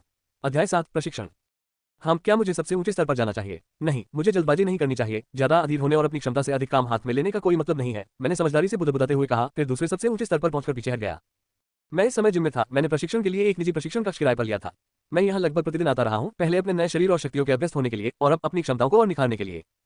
ऑनलाइन पर युद्धकला और मार्शल आर्ट पर ढेर सारे निर्देशात्मक वीडियो उपलब्ध हैं, साथ ही साथ वर्कआउट रूटीन भी। मैं अपने प्रशिक्षण में मार्गदर्शन के लिए उनमें से कई वीडियो देख रहा हूँ। मैं पिछले 2 सालों से इस पर कड़ी मेहनत कर रहा हूँ और मुझे लगता है कि इस समय तक मैंने एक काफी अच्छी तकनीक विकसित कर ली है। और इस जिम में मेरे प्रशिक्षण ने मुझे उस तकनीक को लगातार निखारने और बेहतर बनाने में मदद की है, क्योंकि मुझे अभ्यास करने के लिए कुछ मिलता है। जिम में हंटर्स के लिए अभ्यास करने हेतु प्रशिक्षण रोबोट उपलब्ध कराए जाते हैं और उच्चतम कठिनाई स्तर पर ये रोबोट औसत क्यू रैंक वाले लड़ाकू प्रकार के हंटर जितने ही मजबूत और तेज होते हैं। बेशक चूंकि वे रोबोट हैं, इसलिए उनसे लड़ना शायद असली हंटर्स की तुलना में आसान होगा। उनकी गतिविधियों में वास्तविक जटिलता की कमी है और एक बार जब आप उनसे परिचित हो जाते हैं तो वे काफी सरल होती हैं, इसलिए ये क्षमता के बजाय हंटर की गति और ताकत का अनुकरण करने जैसा है। जिम में लकड़ी के प्रशिक्षण हथियार भी किराए पर मिलते हैं। मैंने अपने लिए उपयुक्त हथियार ढूंढने के लिए कई अलग अलग विकल्पों को आजमाया। मेरा मन 2 तलवारों से लैस होकर लड़ने का था, लेकिन अंततः मैंने एक छोटी तलवार ही चुनी। 2 धार वाले हथियार मेरी तकनीक के अनुकूल नहीं थे। दोनों हाथ व्यस्त होने के कारण मैं उतनी आसानी से हिल-डुल नहीं सकता था। लेकिन जब मैंने एक धार वाले हथियार का इस्तेमाल करना शुरू किया तो मुझे लगा जैसे कुछ समझ में आ गया हो। मुझे उसे चलाने में सहजता महसूस हुई और ऐसा लगा जैसे मेरी हरकतें पहले से कहीं ज्यादा आजाद हो गई हो। तो हाँ, मैं कहूंगा कि मेरा शारीरिक प्रशिक्षण काफी सुचारू रूप से चल रहा है। मैंने अपने कुछ कौशलों का परीक्षण और प्रयोग भी किया है, ताकि कम से कम ये समझ सकूं कि वे कैसे काम करते हैं। लेकिन मैं इन पर कितना प्रयोग कर सकता था, इसकी भी एक सीमा थी। मेरे पास कुछ को इस्तेमाल करने के लिए पर्याप्त एमपी नहीं है और बाकी को मैं थोड़े समय के लिए ही रख सकता हूँ। साथ ही उनमें से कुछ को इस्तेमाल करने के लिए जीवित लक्ष्य की आवश्यकता होती है और मैं यूं ही बेतरतीब लोगों पर उनका इस्तेमाल नहीं कर सकता। मेरी ग्रीड स्किल्स, ट्रेजरी और अप्रेजल इसके अपवाद है। इन दोनों को इस्तेमाल करने में लगभग कोई एमपी खर्च नहीं होता, जो कि बहुत अच्छी बात है क्योंकि ये बेहद सुविधाजनक है। ठीक है, अब ध्यान केंद्रित करने का समय है। लगता है ट्रेनिंग बोर्ड चालू हो गया है और शुरू करने के लिए तैयार है। मैंने अपनी लकड़ी की छोटी तलवार को हवा में उछाला। जैसे ही वह वापस नीचे गिरने लगी, मैं आगे बढ़ा। फिर अपनी गर्दन को झटका देते हुए मैंने प्रशिक्षण हथियार को अपने दाहिने हाथ में पकड़ लिया और रोबोट के मेरी ओर बढ़ने पर तुरंत रक्षात्मक मुद्रा अपना ली। जैसे ही वह मेरे करीब आया, मैं झुक गया और उसने अपना दाहिना हाथ मेरे सिर पर घुमाया। उसके हाथ के मेरे सिर के ऊपर से तेजी से गुजरने पर मेरे बालों में हल्की हवा का झोंका महसूस हुआ। फिर मैंने अपनी लकड़ी की तलवार को अपने हाथ के एक झटके से ऊपर की ओर मारा, जो रोबोट की गर्दन पर उसके धातु के बाहरी कवच में बने एक छेद में जा लगी। टकराने पर एक जोरदार धातुई धमक की आवाज आई। जैसे ही वह थोड़ा पीछे हटा और थोड़ा लड़खड़ाया, मैं नीचे झुक गया और अपनी बाईं हथेली को फर्श पर टिका दिया। अपनी बाईं बांह की मांसपेशियों को कस लिया और फिर उस पर संतुलन बनाते हुए अपने दाहिने पैर को ऊपर और पार की ओर घुमाया, जिससे रोबोट की बाईं बांह के किनारे पर प्रहार हुआ और वह लड़खड़ाकर दाईं ओर गिर गया। जैसे ही उसने अपना संतुलन वापस पाने की कोशिश की, मैं उसकी ओर दौड़ा। वह फिर से नीचे झुक गया और मैं उसके करीब पहुंचते ही तेजी से अपना बायां पैर घुमाते हुए उसके पैर के किनारे पर लगा और उसे गिरा दिया। जैसे ही उसकी पीठ जमीन से टकराए, एक तेज आवाज गूंजी। इससे पहले कि मैं उछलकर खड़ा हुआ और अपनी लकड़ी की तलवार से एक जोरदार घुमावदार वार किया, उसकी गर्दन पर एक बार फिर वार किया और जैसे ही वह उठने लगा, मैं तेजी से पीछे हट गया। हम लड़ाई खत्म करो, मैंने पीछे हटते हुए कहा और रोबोट एक हल्की सी सरसराहट के साथ बंद हो गया और फर्श पर गिर पड़ा। धतेरे की आखिरी बार से ही प्रशिक्षण तलवार टूट गई। ये तो काफी गहरी और चौड़ी दरार है। मुझे उम्मीद है कि जिम मुझ पर जुर्माना नहीं लगाएगा या मुझसे इसके लिए पैसे नहीं मांगेगा। खैर, मैं इसे ज्यादा देर तक इस्तेमाल नहीं कर सकता। कुछ और बार इस्तेमाल करने पर यह शायद टूट जाएगा। वैसे मुझे लगता है मैंने काफी अच्छा प्रदर्शन किया। गति और ताकत के मामले में रोबोट ने निश्चित रूप से मुझे हरा दिया, लेकिन मेरी तकनीक ने उस कमी को पूरा कर दिया। मेरी फुर्ती और प्रतिक्रिया समय में निश्चित रूप से सुधार हुआ है और मैं पहले से ज्यादा तेज और फुर्तीला भी हो गया हूँ। एमपी के अलावा मेरे स्टैट्स में भी थोड़ा सुधार हुआ है, इसलिए मेरे पास अपने सुधार का ठोस सबूत है। लेकिन शायद मैं कुछ ज्यादा ही सोच रहा हूँ। मुझे अपनी क्षमताओं को बढ़ा चढ़ाकर नहीं आंकना चाहिए। अपनी दूसरी सबसे उच्च सेटिंग पर बॉट शारीरिक रूप से निचले स्तर के क्यू रैंक वाले हंटर के तुलनीय है, लेकिन उस स्तर का एक कुशल हंटर निस्संदेह बॉट की तुलना में कहीं अधिक चुनौतीपूर्ण होगा। मुझे लगता है कि अब मैं इसे उच्चतम स्तर पर इस्तेमाल करके अभ्यास शुरू कर सकता हूँ। सच कहूं तो ये वाकई बहुत उत्साहवर्धक है। जब मैंने पहली बार अपना प्रशिक्षण शुरू किया था, तो मुझे प्रशिक्षण बॉट्स के खिलाफ सबसे कम सेटिंग पर भी संघर्ष करना पड़ा था और अब पहली बार मैं एक भी एचपी खोए बिना इसे हराने में कामयाब रहा हूँ। अरे मुझे लगा था कि मेरे स्टैट्स बढ़ाने का एकमात्र तरीका मेरी ग्लूटनी स्किल्स है, तो फिर फिजिकल ट्रेनिंग से ये कैसे बढ़ गई? आपका शरीर अभी भी बढ़ रहा है और परिपक्व हो रहा है, इसलिए जब तक आपका शरीर पूरी तरह से परिपक्व नहीं हो जाता, तब तक आप स्वाभाविक रूप से थोड़े मजबूत होते जाएंगे। और हाँ, आप शारीरिक प्रशिक्षण के माध्यम से भी अपने प्रदर्शन को बेहतर बना सकते हैं। मैंने इसका जिक्र इसलिए नहीं किया क्योंकि शारीरिक विकास और प्रशिक्षण के माध्यम से आपके आंकड़ों में होने वाली वृद्धि की मात्रा काफी कम है। आप प्रशिक्षण के मामले में सीमा के करीब पहुंच चुके हैं। इसके अतिरिक्त आपके सुधार के संबंध में ये कहना अधिक सटीक होगा कि आप अधिक कुशल हो गए हैं, न कि अधिक मजबूत। शारीरिक रूप से आप 2 साल पहले की तुलना में केवल मामूली रूप से ही अधिक मजबूत हैं। हालांकि आप काफी अधिक कुशल हो गए हैं। आपकी सहज प्रवृत्ति तेज हो गई है, आप अपनी इंद्रियों के प्रति अधिक सजग हैं, आपके शरीर पर आपका नियंत्रण और परिणामस्वरूप आपकी चपलता और प्रतिक्रिया समय में भी काफी सुधार हुआ है। दूसरे शब्दों में, यह मुख्य रूप से आपकी क्षमताओं का बेहतर उपयोग करने का मामला है। वाह, बढ़िया। इससे मेरे आत्मविश्वास को थोड़ा बढ़ावा मिला। ये जानकर खुशी हुई कि मेरी मेहनत रंग लाई। और सबसे अच्छी बात यह है कि मुझे पता है कि मेरी तकनीक अभी भी परिपूर्ण होने से बहुत दूर है, जिसका मतलब है कि मेरे पास सुधार करने के लिए अभी भी बहुत गुंजाइश है। खैर, अब मुझे अपने काम पर वापस जाना चाहिए। सबसे पहले मैं अपनी इस क्षतिग्रस्त ट्रेनिंग तलवार को बदलूंगा और फिर सबसे ऊंचे स्तर पर रोबोट के खिलाफ अपनी क्षमताओं का परीक्षण करूंगा। अभी मैं खुद को काफी आत्मविश्वास से भरा हुआ महसूस कर रहा हूं, तो क्यों न इसे जारी रखा जाए। अध्याय 8 आंकड़े। शायद आपको इस जगह की सफाई कर लेनी चाहिए। मन नहीं कर रहा, शायद बाद में। और वैसे भी यह इतना बुरा भी नहीं है। मैं असहमत हूँ, ये काफी अव्यवस्थित है। मतलब ये बिल्कुल साफ है, बस थोड़ा अस्त व्यस्त है। हाँ, लेकिन मुझे थोड़ा आराम करने दो। मैं इस हफ्ते बस आराम करना चाहता हूँ। नए साल के बाद शायद काफी व्यस्त हो जाऊंगा, इसलिए इस खाली समय का पूरा फायदा उठाना चाहता हूँ। लेस दैन, बहुत अच्छा, ग्रेटर दैन। आज 24 दिसंबर 2167 है, क्रिसमस की पूर्व संध्या है और हंटर्स अकादमी में मेरे पाठ्यक्रम की शुरुआत में 1 सप्ताह बाकी है। अब धर्मों का कोई वास्तविक अस्तित्व नहीं रह गया है। राक्षसों के प्रकट होने और परिणामस्वरूप अरबों लोगों की मृत्यु ने अधिकांश लोगों की आस्थाओं को चकनाचूर कर दिया है, लेकिन क्रिसमस साथ ही अन्य अधिकांश धर्माधारित त्योहार अभी भी मनाए जाते हैं। साल के अंत में भारी छूट के साथ कई सेल चल रही थी, इसलिए मैंने ऑनलाइन ढेर सारे नए कपड़े और सामान ऑर्डर किए। जब मैं पहली बार यहाँ आई थी तो मेरा अपार्टमेंट काफी खाली खाली था, लेकिन अब ये काफी बेहतर दिख रहा है। ये निश्चित रूप से बहुत अधिक अव्यवस्थित है, इसमें कोई संदेह नहीं है। मुझसे बदतमीजी मत करो। लेस देन, और मुझे लगता है कि आपने उन सभी नए कपड़ों पर अपना पैसा बर्बाद कर दिया। ग्रेटर देन, सबसे पहले आपने जो कुछ भी खरीदा वह सब काला था। ये सच नहीं है, मेरे पास कुछ गहरे भूरे रंग के कपड़े भी हैं। लेस देन एक ही बात है। ग्रेटर देन, मुझे आपसे इस तरह के वाक्यांश का प्रयोग करने की उम्मीद नहीं थी। और दूसरी बात, आपको इतनी सारी चीजें खरीदने की जरूरत नहीं थी। लेस देन, यदि आप भूल गए हो तो आप अपने ट्रेजरी स्किल का उपयोग करके अधिकांश वस्तुओं की असीमित प्रतियां बना सकते हैं। इसलिए ग्रेटर देन, मुझे पता है, लेकिन मुझे कुछ बदलाव चाहिए था। उन्हीं कुछ कपड़ों की कॉपी बनाने का मतलब है कि मैं बार बार वही कपड़े पहनती रहूंगी और इसमें कोई मजा नहीं है। और काले रंग में क्या खराबी है? मुझे तो हमेशा से ही गहरे रंग पसंद रहे हैं। हल्के रंग के कपड़े पहनने में मुझे सचमुच असहज महसूस होता है। और चूंकि मेरे बाल भी काले हैं, इसलिए मुझे लगता है कि काले कपड़े उन पर अच्छे लगते हैं। क्या तुम भी अपनी आंखें काली करना चाहते हो? नहीं, मुझे लगता है कि ये बैंगनी आंखें बहुत बढ़िया हैं। और मेरा मतलब है, मेरी आंखों का सफेद भाग वैसे तो सफेद है, मेरे दांत भी सफेद हैं। और मेरे नाखून नहीं, रुकिए, मुझे लगता है कि वे हल्के गुलाबी रंग के हैं। लेस देन, सच है, आपकी त्वचा भी काली नहीं है। ग्रेटर देन, अरे वाह, ये तो कुछ नस्लवादी सा लगा। मेरा ऐसा इरादा नहीं था। हाँ, मुझे पता है, मैं बस तुमसे मजाक कर रहा था। मुझे कहना पड़ेगा, आपकी पृष्ठभूमि को देखते हुए आपका रंग कुछ असामान्य रूप से पीला है। हाँ, लोग हमेशा यही मानते थे कि मैं गोरा हूँ, जो मेरी त्वचा के रंग को देखते हुए समझ में आता है। लेकिन असल में मैं मिश्रित नस्ल का हूँ। मेरा निकम्मा बाप एक गोरा ऑस्ट्रेलियाई था, जबकि मेरी माँ थोड़ी सांवली थी, वह श्रीलंका से थी।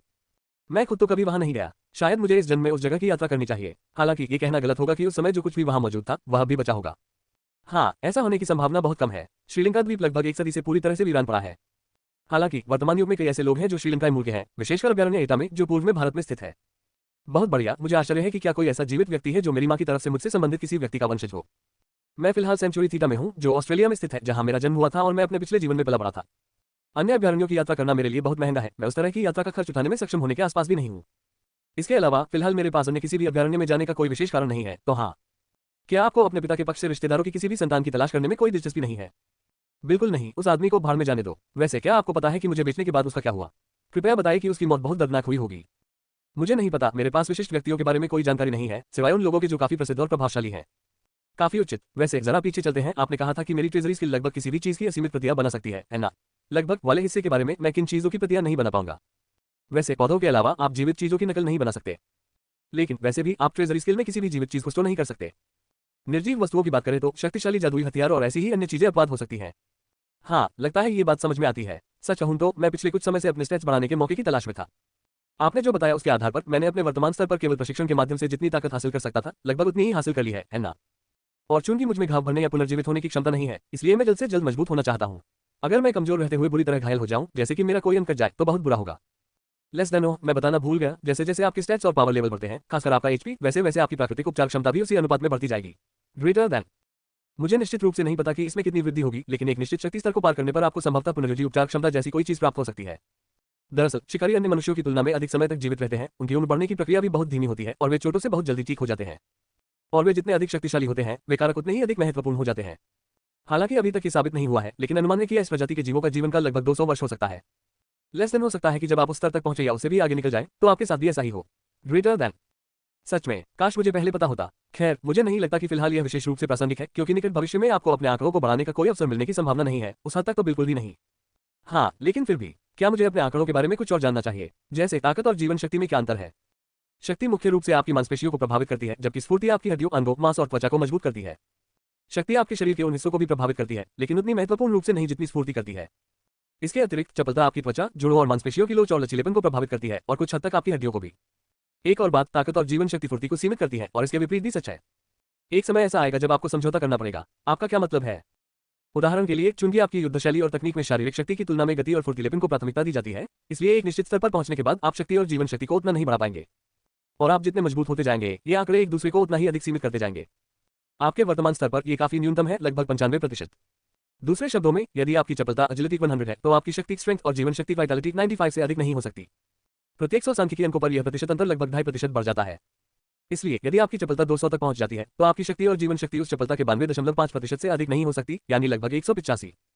ठीक है, मुझे लगता है कि मैं समझ गया हूं। हर 100 अंकों पर अंतर में 2.5% की वृद्धि होती है, जिसका मतलब है अगर मेरी चपलता का आंकड़ा मान लीजिए 1000 तक पहुंच जाता है, तो मेरी ताकत और जीवन शक्ति, ओह चलिए देखते हैं, इसे 8 बार और 2.5% घटाते हैं, जिससे ये 72.5% हो जाएगा। मतलब अगर मेरी एजिलिटी 1000 है, तो अधिकतम 725 स्ट्रेंथ और विटेलिटी पॉइंट्स मिल सकते हैं, है ना? लेस देन सही, ग्रेटर देन। अच्छा, मुझे इसे आगे ध्यान में रखना होगा। आप गणित में आश्चर्यजनक रूप से अच्छे हैं, जबकि आपने कभी हाई स्कूल की पढ़ाई पूरी नहीं की। हाँ, गणित स्कूल में मेरे मजबूत विषयों में से एक था, और मुझे 10वीं कक्षा के आधे तक पढ़ाई करनी पड़ी थी, जिसके बाद मुझे स्कूल छोड़ना पड़ा, इसलिए कम से कम शिक्षा के मामले में मेरी नींव बिल्कुल भी कमजोर नहीं है। वैसे क्या मुझे अपने आंकड़ों के बारे में और कुछ जानने की जरूरत है? नहीं, मुझे लगता है कि अब आप अपने आंकड़ों के काम करने के तरीके के बारे में सब कुछ जानते हैं। ठीक है, फिर हंटर्स अकेडमी में दाखिला लेने में बस 7 दिन और बचे हैं। आखिरकार मैं हंटर बनने की राह पर अपना भला असली कदम रखूंगा। लेकिन तब तक मैं बाकी साल आराम करूंगा और मौज-मस्ती करूंगा। अध्याय 9 परिचय भाग 1। क्या मैं आपकी नामांकन पुष्टि देख सकता हूँ? जरूर, मैं इसे दिखाता हूँ। ठीक है, ये लीजिए। मैंने अपना नामांकन कंफर्म करने वाला ईमेल दिखाते हुए कहा, फिर अपनी आई वॉच का डिस्प्ले रिसेप्शनिस्ट को दिखाया। डिफॉल्ट रूप से आई वॉच डिस्प्ले केवल पहनने वाले को ही दिखाई देता है, लेकिन इसे दूसरों के लिए भी दृश्यमान बनाने का विकल्प मौजूद है। धन्यवाद, मुझे देखने दीजिए। काइवल इंट्रिक्स आपको ग्रुप बी में रखा गया है। आपको गलियारे में बाईं ओर जाना है और फिर दाईं ओर तीसरा दरवाजा है।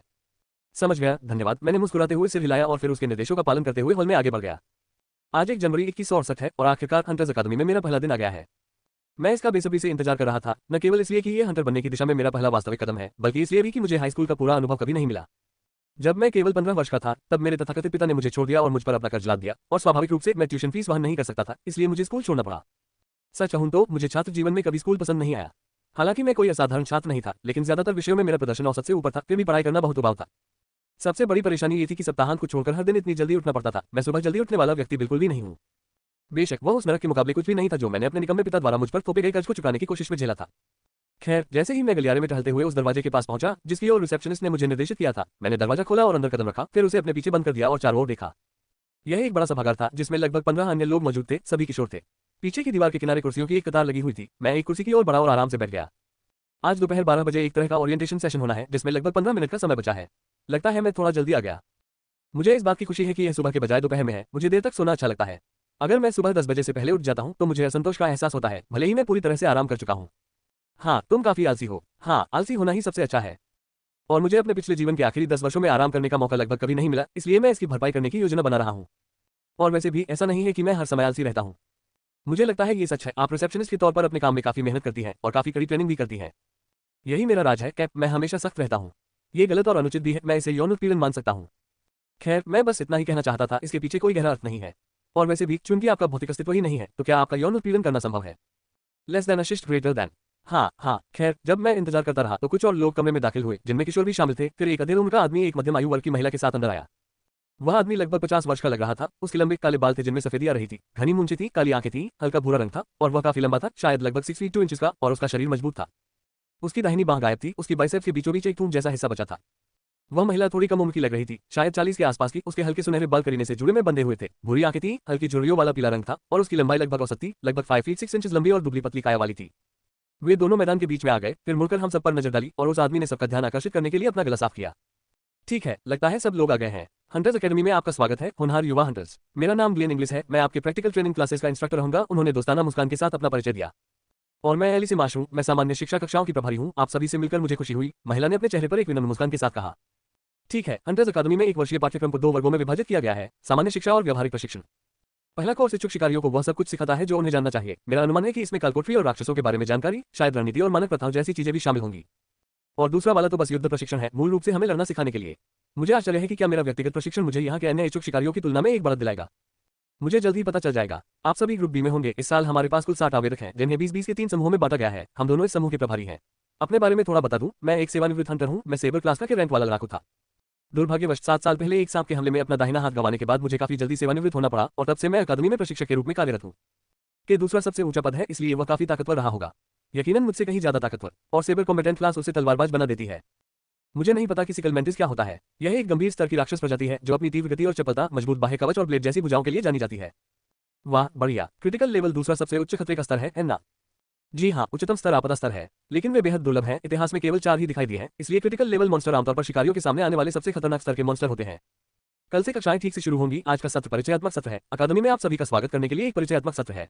आमतौर पर इसमें आपकी कक्षाओं से क्या अपेक्षा की जाती है, इसकी व्याख्या, भवन का भ्रमण आदि शामिल होते हैं। लेकिन मुझे लगा कि इस साल कुछ नया करना और सत्र को और अधिक रोचक बनाना ज्यादा मजेदार होगा।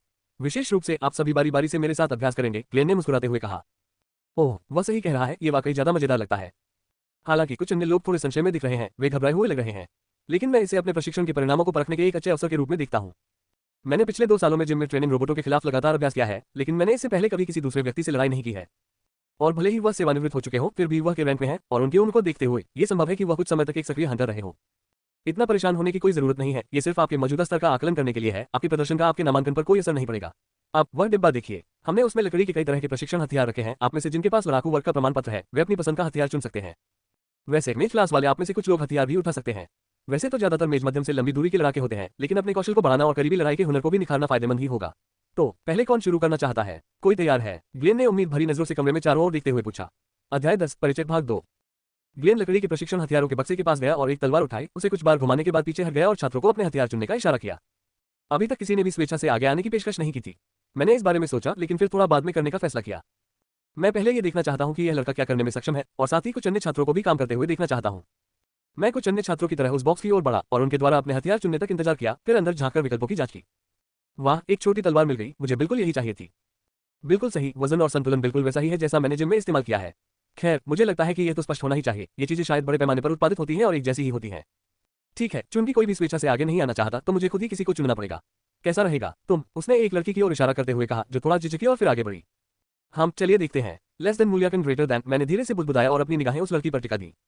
वह एक जल जादूगरनी है और मेरे मूल्यांकन के परिणामों के आधार पर वह रन की है, लेकिन उसके शारीरिक आंकड़े बहुत कम हैं, मेरे आंकड़ों से लगभग 3 गुना कम। पूरा विवरण इस प्रकार है।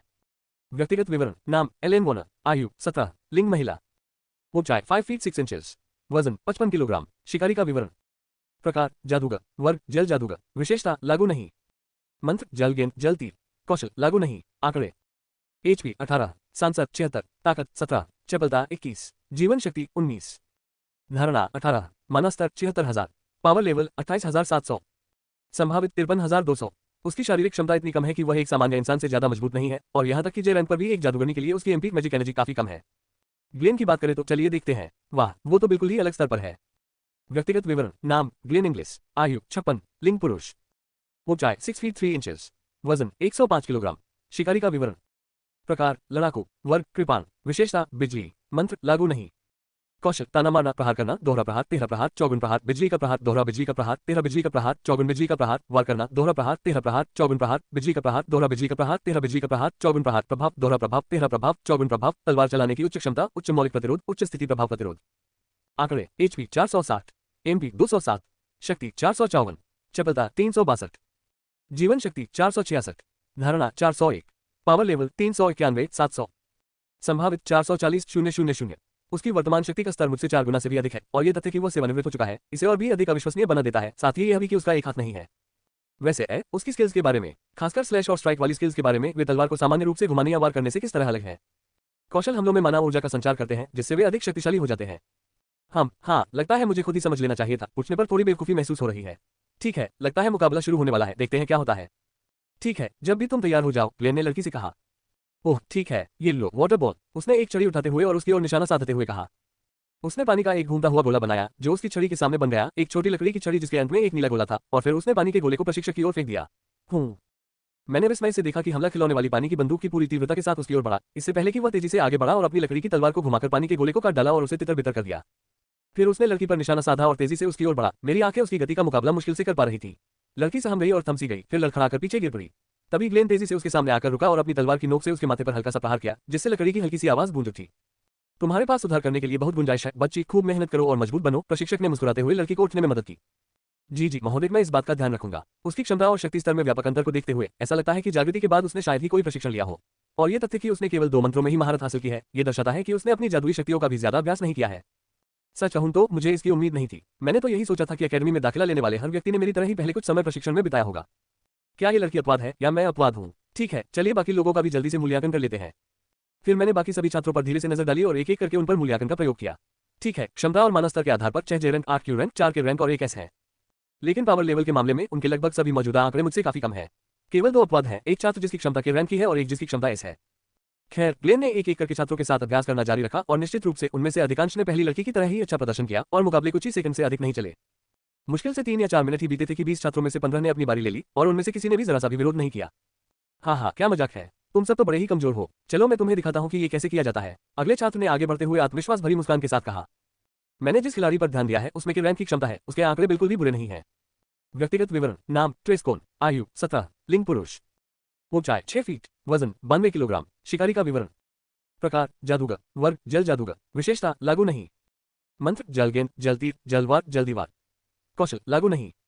आंकड़े: HP 83, MP 468, ताकत 81, चपलता 71, जीवन शक्ति 85, धारणा 66, माना स्तर 468, 000, पावर लेवल 142, 300, संभावित 241, 400, उसका एमपी मुझसे कहीं ज्यादा है और हालांकि मेरे अन्य आंकड़े उससे ज्यादा हैं, लेकिन उसके आंकड़े बिल्कुल भी कम नहीं है, कम से कम उन सभी की तुलना में जो अब तक इस मुकाम तक पहुंच चुके हैं। लेस देन आपकी तरह बाकी सभी हंटर्स के पास माना की एक निश्चित मात्रा होती है, इसलिए उनका एमपी नहीं बढ़ सकता ग्रेटर देन। समझ गया, तो उसका एमपी 468 पर रखा हुआ है ना? क्या इसका मतलब यह है कि किसी व्यक्ति का माना लेवल हमेशा एक निश्चित मान पर रहता है? हाँ, लेकिन चूंकि वह वर्तमान में केवल 4 मंत्रों का उपयोग कर सकता है, इसका मतलब है कि वह अपनी माना शक्ति के अपेक्षाकृत कम अनुपात को ही नियंत्रित कर सकता है। इसलिए माना स्तर शक्ति स्तर जितना विश्वसनीय मापक नहीं है, क्योंकि माना स्तर केवल किसी व्यक्ति के पास मौजूद माना की मात्रा को दर्शाता है, लेकिन इससे उसकी जादुई शक्तियों पर महारत का कोई संकेत नहीं मिलता। हाँ, बात समझ में आती है। लगता है इसी वजह से लड़ाकों की तुलना में जादूगरों को सटीक रूप से रैंक देना मुश्किल हो जाता है। वो वाकई में बहुत घमंडी है ना? उसके सुनहरे रंग के नुकीले बाल थे जिनके किनारे मुंडे हुए थे, उसकी आंखें हल्के नीले रंग की थी, उसके गालों पर हल्के फुल्के दाग धब्बे थे, रंग गोरा था और वह काफी लंबा था, मूल्यांकन के अनुसार लगभग 6 फीट, और उसका शरीर औसत दर्जे का था। उसके पास एक बेहद आकर्षक दिखने वाली छड़ी थी जिसका हैंडल चिकने काले धातु का बना था और उसके सिरे पर एक चमकता हुआ नीला गोला लगा था। तुम्हारा आत्मविश्वास मुझे पसंद आया नौजवान, लेकिन अपने साथियों का अपमान करने की कोई जरूरत नहीं है। तुम्हारा नाम क्या है? ग्लेन मुस्कुराया, तभी वह गोरा लड़का अंगड़ाई लेने लगा। ट्रेस कौन? और मुझे हारने वालों को हारने वाला कहने में कुछ गलत नहीं लगता, उसने जवाब में कंधे उचका दिए। अरे तुम के रैंक क्षमता वाले छात्रों में से एक हो, है ना? अच्छा ठीक है, जब भी तुम तैयार हो जाओ, ग्लेन ने अपनी तलवार उठाते हुए आवारी। हे तैयार हो जाओ क्योंकि मैं आ रहा हूँ। जलती ट्रे ने अपनी छड़ी से निशाना साधते हुए और ग्लेन की ओर एक तेज पतली जलती चलाते हुए कहा। ग्लेन तेजी से आगे बढ़ा और अपनी तलवार घुमाते हुए पानी के तीर पर प्रहार किया और उसे नष्ट कर दिया। फिर ट्रे की ओर दौड़ा और जैसे ही वह करीब आया, उसने अपनी तलवार को ऊपर उठाते हुए आगे की ओर छलांग लगाई। जल्दीबार ट्रे ने अपना डंडा आगे बढ़ाते हुए पीछे की ओर छलांग लगाए और अपने सामने पानी की एक दीवार खड़ी कर दी। ग्लेन की लकड़ी की तलवार उससे टकराई और ट्रे तेजी से प्रशिक्षक के दाहिनी ओर दौड़ पड़ा, मंत्रोच्चार करते हुए और पानी का एक और तीर चलाते हुए। लेकिन ग्लेन ने तुरंत पलटकर अपनी तलवार के सपाट हिस्से से हमले को रोक दिया और ट्रे द्वारा एक और पानी का तीर चलाने से पहले ही वह तेजी से एक तरफ हट गया। प्रशिक्षक ने आसानी से उसे चकमा दे दिया। वह निश्चित रूप से उन सभी छात्रों से कहीं बेहतर है जिन्होंने अब तक ग्लेन के खिलाफ अभ्यास किया है। उसके मंत्र वास्तव में काफी प्रभावशाली हैं। हालांकि उसकी हरकतें काफी बेढंगी हैं। अब ये लो वाटर स्लैश। ट्रे ने चिल्लाते हुए अपनी छड़ी घुमाई और ग्लेन की ओर पानी की एक तेज लहर छोड़ी। ग्लेन तेजी से नीचे झुक गया। जैसे ही वह नीचे झुका, वार उसके सिर के ऊपर से निकल गया। फिर उसने गहरी सांस ली और धीरे से सांस छोड़ी। उसके चेहरे पर एक भयावह शांति का भाव था और अचानक वह अत्यधिक बल के साथ आगे बढ़ा। ट्रे की आंखें डर से चौड़ी हो गईं, इससे पहले कि वह एक और पानी का तीर चलाता, लेकिन ग्लेन ने अपनी तलवार के तेज वार से आसानी से हमले को रोक दिया और फिर ट्रे की ओर बढ़ते हुए छलांग लगाए और अपनी लकड़ी की तलवार के सपाट हिस्से को नीचे की ओर घुमाया। तलवार के ट्रे के सिर पर लगने से एक जोरदार आवाज गूंज उठी, जिससे वह प्रभाव के कारण स्तब्ध होकर पीछे हट गया और उसके चेहरे पर एक स्तब्ध सा भाव था। साथ ही उसने एक हल्की कांपती हुई कराह भी निकाली। बुरा नहीं है, लेकिन बाकियों की तरह तुम्हारे पास भी सुधार की बहुत गुंजाइश है। ठीक है, अगला कौन है? ग्लेन ने मुस्कुराते हुए चारों ओर देखा। माफ कीजिए, क्या मैं अगली बारी ले सकती हूँ? लाल बालों वाली एक लड़की ने आगे बढ़ते हुए कहा, जो एकमात्र ऐसी छात्रा थी जिसमें उत्कृष्ट प्रदर्शन करने की क्षमता थी।